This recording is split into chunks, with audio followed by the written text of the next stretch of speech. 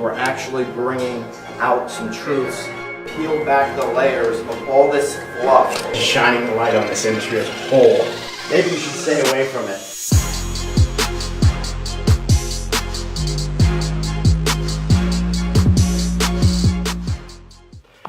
Hi everybody, welcome to Real Estate Raw and Uncut. This is episode 127. I'm Byron Lazine. He's Tim Beret on this Thanksgiving edition of Raw and Uncut. Is this our second Thanksgiving? It must be the second one. Not the third. It could be the third.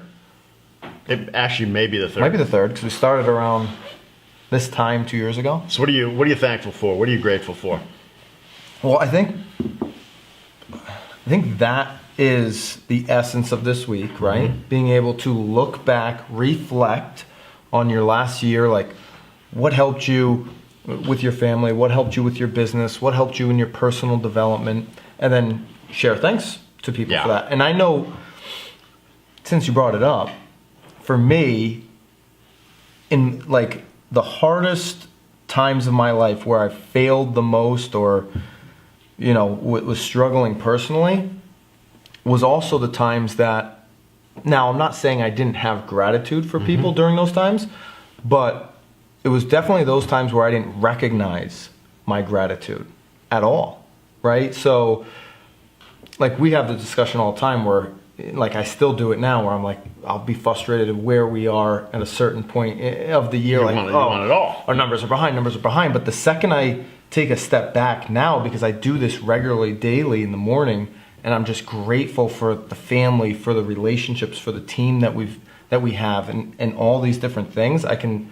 really put things into perspective. That's where I am in my life. And that is a skill. Right. I'll tell you, that's not an easy thing to do. Most people don't have the ability to reflect on that. Absolutely. So that's serious growth. But the time, my mid-20s when I was going bankrupt and all these things were stacking up in my life, I never sat there and ever one day during those years wrote in a journal what I'm grateful for, or just...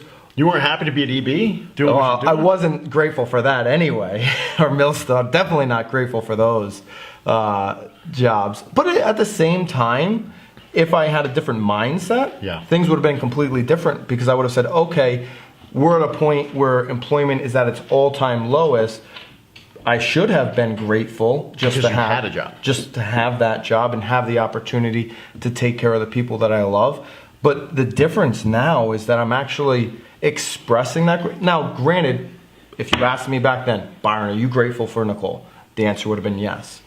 But I do it now automatically with so much more conviction, and it just completely has changed my life, because all the fires that we put out day to day, minute to minute, which are healthy, which are very healthy for you, can really bog you down if you're not able to say, in perspective, this is really a small problem in what I have going on in my life and where I'm going and what I'm thankful for over the last year. And it's so hard to do these things on your own. Yeah. You know what I mean? It almost takes somebody like yourself to recognize the growth, but then share it with everybody else in the group. Absolutely. So I think you were the one that introduced the 5 love languages to the group. And I was fairly hesitant to listen to that one.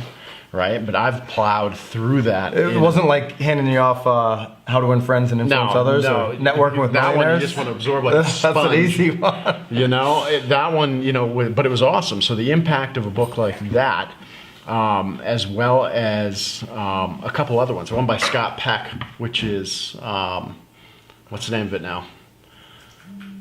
You phoning a friend, Carolina?